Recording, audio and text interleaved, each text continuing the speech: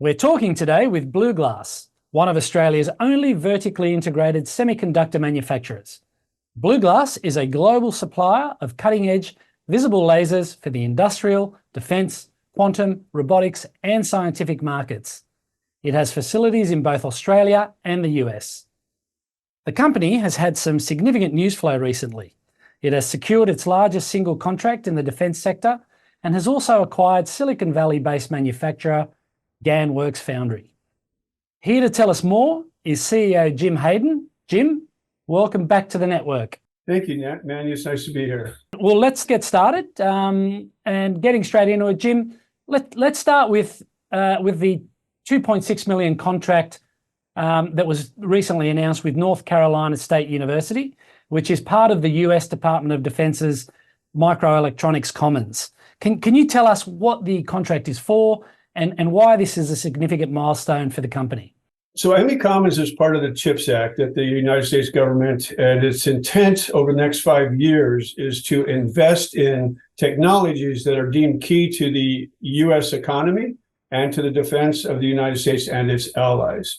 In this program, we will be collaborating with a lab at North Carolina State University and other fab type technologists such as GE, Wolfspeed, and Adroit Technologies, so forth. These are large companies that will work with the lab, because the intent is to have lab to fab, and BluGlass is a fab. It's an off-ramp for the technologies. This is a contract, as you said, for 2.6 million Australian, and it is a testament of the Department of Defense and DARPA in the technologies that we have invested in.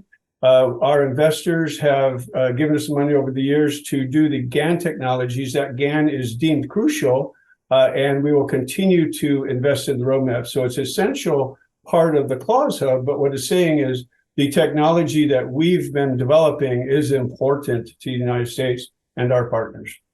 The Microelectronics Commons program has been allocated $2 billion of CHIPS and Science Act funding for a 5-year period, as you've mentioned, but with only the first year of funding allocated to each hub. Can you tell us how the hubs win more projects and funding, and how BluGlass can participate?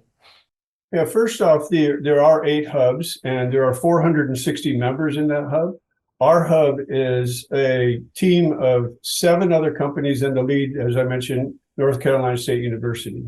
And so the core hub of the Claws Group, which is the commercial leap ahead wide bandgap semiconductor, was awarded $39.4 million US, which was the one amongst the largest awards. And we have the smallest number of members. So that is going deeper for each of the companies involved.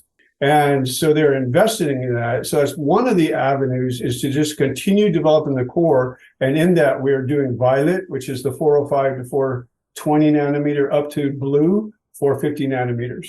And then there are additional avenues that actually were just announced today. They're coming out a call for projects. And those projects would be to extend the wavelengths beyond those. So they're getting on top of those projects and getting proposals in to participate in those. So we've got the 4 more years of the core, and then we have a full 5 years of projects as well as additional ways to get funding. Will this laser development work impact BluGlass's own product map? It definitely will impact our development. And the way it's doing that is, I said, we are developing a core, which is the Violet to Blue, which we have already been investing in. And then there are projects that we will continue to try to go out even for more funding to go beyond those wavelengths. Also, the government is very interested in both our single frequency and our single mode products. The single frequency DFBs that we've announced have attracted not only the DARPA and the DoD's interest, but that's because that several of the prime contractors to the US government are interested in those kinds of technologies as well. So basically, this funding is funding of the roadmap that we wanted to do. So to accelerate our progress on those products, and it's also non-dilutive, so it's good for our investors as well. So as part of your involvement in the Claws Hub, BluGlass is an approved US commercial manufacturing supplier of photonic gallium nitride lasers. Can you tell us why this is important from a commercialization perspective? Well, the whole idea, as I mentioned, of the microelectronics commons is a lab to fab. So the U.S. government won't deem it a success unless it is brought from a lab research environment into a commercial environment. So we are trying to set up the infrastructure with North Carolina State University in such a way that when they're doing products or development there that are funded by the government, that there's an avenue, or they call it an off-ramp, for a commercial partner. And we are the only photonics commercial partner in that hub. The other ones are microelectronics, more of the voltage and those types of applications for GaN, not the photon part that we are doing. So we are key off-ramps. So they are trying to, what they are doing for the dual use purpose. We can take those same types of improvements we do to the products and use them in the materials processing in commercial quantum. There's a keen interest in quantum electronics and quantum computing, those types of things for the government. Quantum sensing is very interesting to the government. There's also commercial applications to each one of those. So it's a dual use technology. And I probably should mention for our shareholders that the fiscal year of the United States government is offset by 1 quarter to ours. So we just started in October the new fiscal year for the government of the United States. So it's 1 quarter offsets from ours, what our shareholders are used to. Let's turn now to BluGlass's acquisition of GaNWorks for, I believe, US $800,000. What does the acquisition actually involve?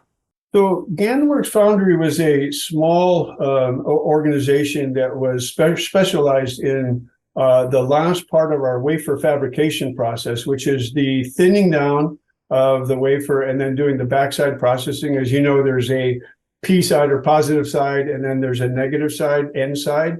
And we put a contact on one, a contact on the other. So we have to thin the wafer down so we can do the cleaving.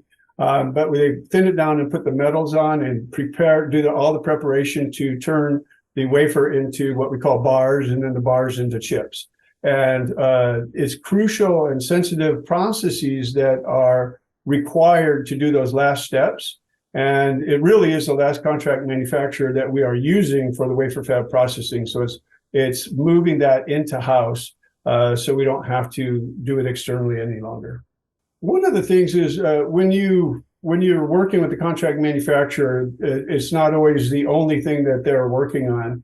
So it will be a key focus now for us and this equipment. We have control over it. We expect that it's going to reduce our cycle times for that part of the steps by 30% or so.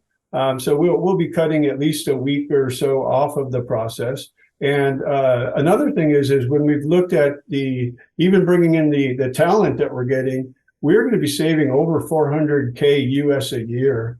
So it's a very good return on our investment for getting this equipment in house, because we'll have it to move more quickly and to do it at better costs.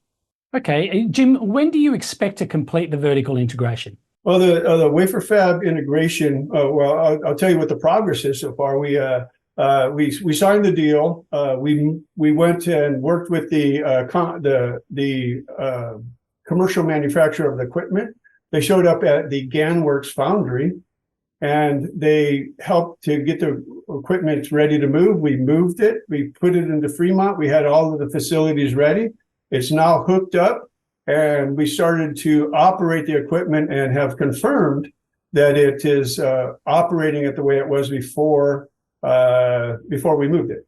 So now the next step is to duplicate the process and the quality of the process that we get out. We should probably we're figuring we'll be done with that in January, mid-February at the latest. And so far things are going a little bit ahead of plan. So hopefully we'll be able to shorten that as well. It has been a huge year for the business, clearly, and momentum is building for the company. Just to summarize, what can investors look forward to in 2024? Well, key thing, these two topics that we just talked about, ME Commons, the Clause group, we will continue to invest and put our time in achieving the milestones and also the desired results that lead to, enable us to get the additional funding for the 4 years on cores. We hope that we also get some projects that are will help to even refine our products even further. What the interest that we see right now is in the DFB and the single mode. We believe that the projects will call for extending wavelengths and also the higher functionality that we want out of our chips. And so we will continue to see those kinds of progress, and as well as progress with other members of the hubs. We will continue to expand our partnerships and be exposed to more elements of the U.S. economy as our name gets traction. So part of it, as you know, is it's not always what you know, it's who you know. And in this, we're starting to meet more and more companies and the leaders of those companies. And so we hope to have more partnerships in those areas. And we also expect to have more accomplishments when we get distributors interested to distribute our lasers as well. So they're like a outsourced sales team, and we're already getting some traction, and we hope to see some deals going through distributors in the future. Jim, thank you for your time today. We look forward to speaking to you again in 2024 to hear of further progress. Have a great Christmas and New Year. You as well, Manny. I hope you and your team all have a great Christmas and holiday season. Thanks, Jim. Thank you.